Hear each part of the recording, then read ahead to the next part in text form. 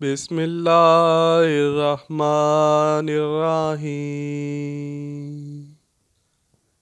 کیا ہم نے کبھی سوچا ہے کہ ہمیں اللہ پاک نے فجر کے وقت اٹھنے کا حکم کیوں دیا ہے؟ آخر فجر کے وقت میں ایسا کون سا پوشیدہ راز ہے کہ اللہ پاک نے یہ وقت خاص مسلمانوں کو دیا کہ اس وقت اٹھ کر اپنی عبادت شروع کیا کرو؟ اس راز کو جاننے کے لیے ضروری ہے کہ پہلے یہ جان لیا جائے کہ نماز ہم مسلمانوں کو کیسے ملی اور یہ 5 دفعہ ہی کیوں فرض کی گئی۔ ایک دفعہ نبی اکرم صلی اللہ علیہ وآلہ وسلم اپنے بستر پر سوئے ہوئے تھے کہ اللہ پاک کے حکم کے مطابق حضرت جبرائیل علیہ السلام نبی پاک صلی اللہ علیہ وآلہ وسلم کے پاس تشریف لائے اور رسول اللہ صلی اللہ علیہ وآلہ وسلم کو معراج کے لیے آسمانوں پر لے گئے۔ وہاں آپ نے جنت اور دوزخ کا نظارہ کیا اور فرشتوں کو اللہ کی عبادت کرتے ہوئے دیکھا۔ پھر حضرت محمد صلی اللہ علیہ وآلہ وسلم 7 آسمانوں سے آگے گئے جہاں نبی پاک صلی اللہ علیہ وآلہ وسلم کی ملاقات اللہ پاک سے ہوئی۔ معراج شریف کے وقت جب اللہ پاک نے رسول اللہ صلی اللہ علیہ وآلہ وسلم کو 50 نمازوں سے نوازا تو رسول اللہ صلی اللہ علیہ وآلہ وسلم یہ تحفہ لے کر واپس آ رہے تھے کہ حضرت موسیٰ علیہ السلام نے رسول اللہ صلی اللہ علیہ وآلہ وسلم کو فرمایا، اے اللہ کے نبی صلی اللہ علیہ وآلہ وسلم، اللہ سے درخواست کیجئے کہ نمازیں کم کریں۔ 50 نمازیں ادا کرنا امت کے لیے مشکل ہو جائے گا۔ حضرت موسیٰ علیہ السلام کے کہنے پر رسول اللہ صلی اللہ علیہ وآلہ وسلم کافی بار اللہ کے پاس درخواست لے کر جاتے رہے اور آخر کار امت محمدی صلی اللہ علیہ وآلہ وسلم کے لیے صرف 5 نمازوں کا حکم ہوا۔ رسول اللہ صلی اللہ علیہ وآلہ وسلم اللہ سے ملاقات کر کے نمازیں کم کروا کر واپس آ رہے تھے تو پھر حضرت موسیٰ علیہ السلام سے ملاقات ہوئی۔ انہوں نے کہا، اے محمد صلی اللہ علیہ وآلہ وسلم، ان 5 نمازوں میں بھی نرمی کروا لیں تو رسول اللہ صلی اللہ علیہ وآلہ وسلم نے حضرت موسیٰ علیہ السلام سے فرمایا، اے موسیٰ علیہ السلام، میں کئی بار اللہ سے استدعا کر چکا ہوں، اب مجھے اللہ کے سامنے یہ بات کرتے ہوئے شرم محسوس ہوتی ہے۔ اب 5 نمازیں ٹھیک ہیں، اب میں یہ استدعا لے کر اللہ کے پاس نہیں جاؤں گا۔ اس طرح امت محمدی صلی اللہ علیہ وآلہ وسلم پر 5 نمازیں فرض ہوئیں۔ ان 5 نمازوں میں سے سب سے زیادہ مشکل نماز فجر ہے، کیونکہ اس وقت انسان نیند میں ہوتا ہے اور اس کے لیے اس وقت اٹھنا بے حد مشکل ہے۔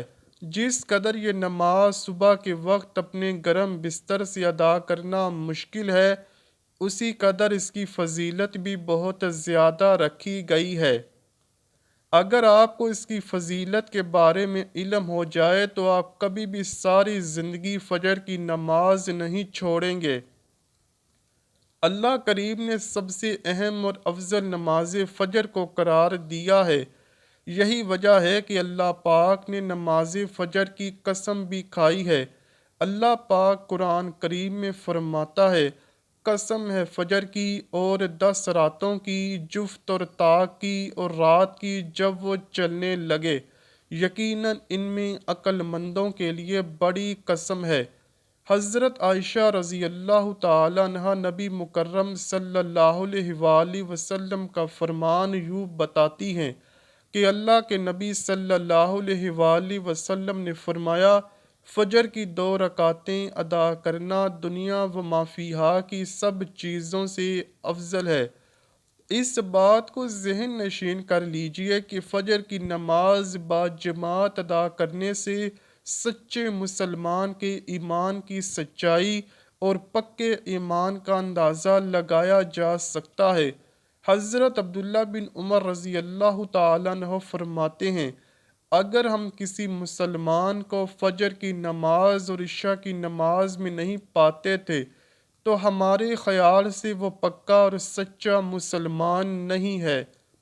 رسول اللہ صلی اللہ علیہ وآلہ وسلم نے فرمایا، جو مسلمان فجر اور عصر پابندی کے ساتھ ادا کرتا ہے تو وہ ضرور اس جنت میں داخل ہو جائے گا، اس پر جہنم کی آگ حرام ہو جائے گی۔ جو انسان فجر کی نماز ادا کرتا ہے تو اس کے لیے جنت واجب ہو جاتی ہے، اور فجر کی نماز مسلمان کے لیے جہنم سے حجاب ہے۔ نبی اکرم صلی اللہ علیہ وآلہ وسلم نے فرمایا، جو انسان فجر اور عصر کی نماز پابندی کے ساتھ ادا کرتا ہے اس پر دوزخ کی آگ حرام ہو جاتی ہے۔ ناظرین گرامی، فجر کی نماز مسلمان کو ہر صورت میں جنت میں داخل کروائے گی۔ پیارے دوستو، اس طرح فجر کی نماز نہ ادا کرنے پر سخت سزا بھی ہے۔ حضرت عبداللہ رضی اللہ تعالیٰ عنہ سے مروی ہے کہ ایک دن رسول اللہ صلی اللہ علیہ وآلہ وسلم کے سامنے ایسے انسان کا ذکر کیا گیا جو سورج نکلنے تک سویا رہتا ہے اور فجر کی نماز بھی نہیں ادا کرتا، تو رسول اللہ صلی اللہ علیہ وآلہ وسلم نے اس انسان کے بارے میں فرمایا، شیطان اس انسان کے کانوں میں پیشاب کر دیتا ہے، جس کی وجہ سے اس کو فجر کی اذان سنائی نہیں دیتی۔ فجر کی نماز ادا کرنے کے لیے ہم کس طرح اٹھ سکتے ہیں؟ اس کے لیے ہم آپ کو مندرجہ ذیل طریقے بتاتے ہیں۔ نمبر 1، ہمیں چاہیے رات کو جلد سو جانا چاہیے۔ رات کو جلد سونے سے فجر تک ہماری نیند پوری ہو جائے گی اور ہم صبح جلدی اٹھنے میں کامیاب ہو جائیں گے۔ رات کو سوتے وقت یہ ارادہ کریں کہ میں نے صبح باجماعت فجر کی نماز ادا کرنی ہے۔ اپنی عادت ایسی بنائیں کہ جس کی وجہ سے آپ فجر کی نماز کے وقت اٹھنے کی عادی ہو جائیں۔ آپ کو رات کے وقت الارم لگا لینا چاہیے کہ جب فجر کا وقت ہوگا تو الارم بجے اور آپ کی آنکھ کھل جائے اور آپ فجر کی نماز باجماعت ادا کر سکیں۔ اگر کسی وجہ سے آپ فجر کے وقت نہ اٹھ سکیں، اٹھنے میں تاخیر ہو جائے، تو جب آنکھ کھلے تو اٹھ کر سب سے پہلے نماز فجر ادا کریں۔ اللہ کے حکم سے نماز لیٹ ادا کرنے کا کوئی گناہ نہیں ہے، لیکن اس کو عادت بنا لینا بھی سخت گناہ ہے۔ ہمارے معاشرے میں بہت زیادہ ایسے لوگ ہیں جن کو ساری ساری رات نیند نہیں آتی۔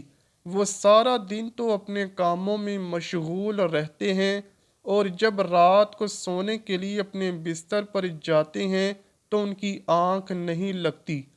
وہ ساری ساری رات کسی سوچ بچار میں گزار دیتے ہیں۔ اسی طرح وہ انسان کئی قسم کی بیماریوں میں بھی مبتلا ہو جاتے ہیں۔ ان بیماریوں کی اصل وجہ یہی ہے کہ ہم نے اللہ پاک کے احکامات کو چھوڑ دیا ہے۔ ہم دنیا کے کاموں میں الجھ گئے ہیں۔ ہم نے دنیا میں عیش و عشرت کی زندگی کو اپنا لیا ہے، جس وجہ سے ہمیں اللہ پاک کی یاد میں وقت گزارنے کے لیے فرصت نہیں ملتی۔ دنیا دار انسان کو ساری ساری رات نیند نہیں آتی۔ جب فجر کا وقت ہوتا ہے تو اس کی آنکھ لگ جاتی ہے، جس وجہ سے اس کی فجر کی نماز چھوٹ جاتی ہے۔ لیکن اس وقت کی نیند جسم کو سکون نہیں دیتی، بلکہ انسان کے جسم میں بیماریاں پیدا کرنے میں دیر نہیں کرتی۔ دنیا کی رنگینیوں میں پڑنے والے لوگوں کو نیند نہیں آتی۔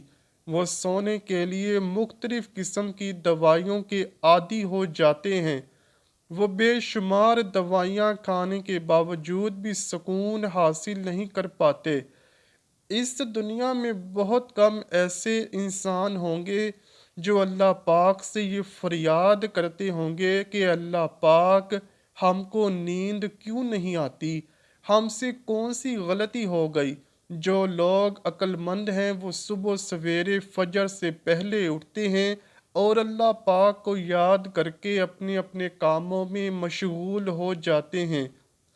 یہ بات یاد رکھیے کہ جو لوگ فجر کی اذان سن کر نماز پڑھنے کے لیے مسجد جاتے ہیں، نماز ادا کرتے ہیں، قرآن پاک کی تلاوت کرتے ہیں، ان کو کبھی بھی بے خوابی کی شکایت نہیں ہوتی، ان کا سارا دن خوشی خوشی سے گزر جاتا ہے، ان کے جسم کو تھکاوٹ اور سستی بھی محسوس نہیں ہوتی۔ رسول اللہ صلی اللہ علیہ وآلہ وسلم نے فرمایا، اللہ کے حکم کے مطابق فرشتے صبح شام اپنی اپنی ڈیوٹی پر مامور ہیں۔ ان فرشتوں کی ڈیوٹی فجر اور عصر کے وقت تبدیل ہوتی ہے۔ جو فرشتے فجر کے وقت آتے ہیں وہ عصر کے وقت چلے جاتے ہیں، اور جو فرشتے عصر کے وقت آتے ہیں وہ فجر کے وقت چلے جاتے ہیں۔ اللہ پاک خوب جاننے والا اور بہت زیادہ رحم کرنے والا ہے۔ جب فرشتوں کی ڈیوٹی تبدیل ہوتی ہے تو اللہ پاک فرشتوں سے دریافت کرتا ہے، میرے بندے زمین پر کیا کر رہے ہیں؟ وہ فرشتے جواب دیتے ہوئے کہتے ہیں، اے اللہ پاک، ہم نے فلاں بندے کو جب چھوڑا تھا تو وہ فجر کی نماز ادا کر رہا تھا، اور جب فلاں بندے کے پاس گئے تو وہ عصر کی نماز میں مصروف تھا۔ فجر اور عصر کے بعد سونے سے منع کرنے کی ایک بہت بڑی وجہ یہ بیان کی گئی ہے کہ سائنسدان کہتے ہیں سورج طلوع ہونے اور غروب ہوتے وقت سونا نہیں چاہیے، کیونکہ فجر کے وقت آکسیجن بے شمار ہوتی ہے جو آپ کو تندرست اور توانا رکھنے میں مدد دیتی ہے۔ جو لوگ اس وقت سو جاتے ہیں تو وہ اس آکسیجن کو حاصل کرنے سے بھی محروم ہو جاتے ہیں۔ عصر کے وقت اس لیے نہیں سونا چاہیے کہ اس وقت آکسیجن کی بے حد کمی ہوتی ہے، اور جو اس وقت سو جاتے ہیں ان کے سر میں درد ہونا شروع ہو جاتا ہے، جسم تھکاوٹ سے بھر جاتا ہے۔ اسلام میں بھی اس وقت سونے سے منع فرمایا گیا ہے۔ اس کے علاوہ بھی اس وقت سونے کے بے شمار نقصانات ہیں جن کو ہم یہاں بیان نہیں کر رہے۔ رسول اکرم صلی اللہ علیہ وآلہ وسلم نے فرمایا، اگر مسلمانوں کو فجر اور عشاء کی نمازوں کو ادا کرنے کی فضیلت کے بارے میں علم ہو جائے تو وہ ہر صورت میں ان نمازوں کو ادا کرنے کے لیے مسجد میں حاضر ہو جائیں۔ اس سے ظاہر ہوتا ہے ان نمازوں کی بے شمار فضیلت اور اہمیت ہے۔ ہم لوگ نمازوں میں کتنی سستی اور لاپرواہی کرتے ہیں۔ اللہ پاک سے دعا ہے کہ وہ ہمیں نیک اعمال کرنے، برائیوں سے دور رہنے اور 5 وقت باجماعت نماز ادا کرنے کی توفیق عطا فرمائے۔ آمین یا رب العالمین۔ امید کرتا ہوں کہ آپ کو ویڈیو ضرور پسند آئی ہوگی۔ اگر ویڈیو پسند آئی ہے تو ویڈیو کو لائک کیجئے، شیئر کیجئے اور چینل کو لازمی سبسکرائب کیجئے۔ کمنٹ سیکشن میں اپنی رائے کا اظہار بھی ضرور کیجئے گا۔ ملتے ہیں اگلی ویڈیو میں، تب تک کے لیے اللہ حافظ۔